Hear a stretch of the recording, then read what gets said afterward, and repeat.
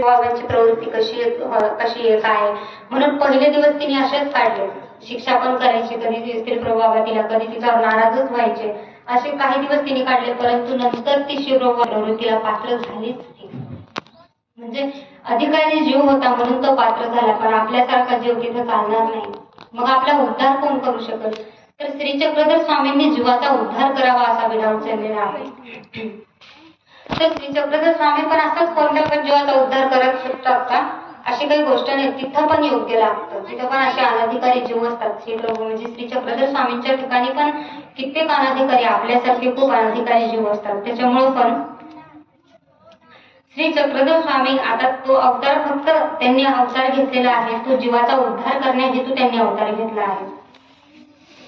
आणि त्यांच्या ठिकाणी पण खूप सारे अनधिकारी जीव येऊन गेलेले आहेत. आता आपल्यासारखे आपण कृतयुग, त्रेतयुग, द्वापरयुग असे चारही युग आपण हिंडून आलेलो आहोत.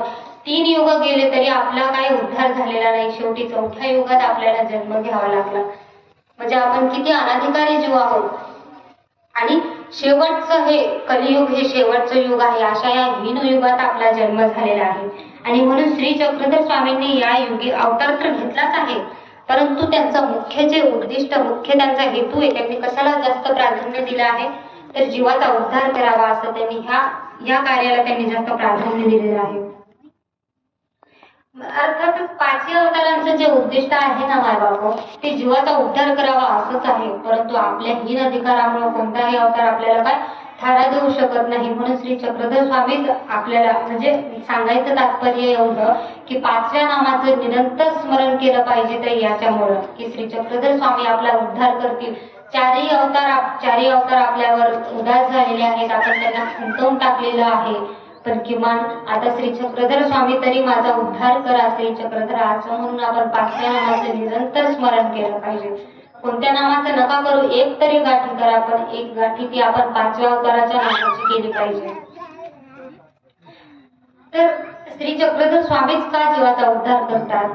तर श्री चक्र आता समजा एखादे शिक्षक आहेत, तर गणिताचे शिक्षक गणितच शिकवणार, इंग्लिशचे शिक्षक इंग्लिशच शिकवणार. तसं चारी जे अवतार आहे ते उद्धार करू शकतात, पण श्री चक्रधर स्वामी जास्तीत जास्त उद्धार करतील असं हे.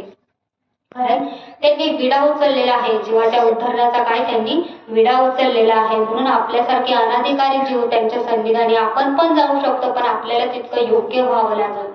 श्री चक्रधर स्वामींच्या सन्निधानी पण असे खूप पुष्कळ अनाधिकारी जीव होऊन गेलेले आहेत की त्यांना सुद्धा स्वामींनी बऱ्याच संध्या देऊन त्यांचा उद्धार करणे इतकं त्यांना काय घडवून योग्य केलेलं आहे. भट्टोबाई सुद्धा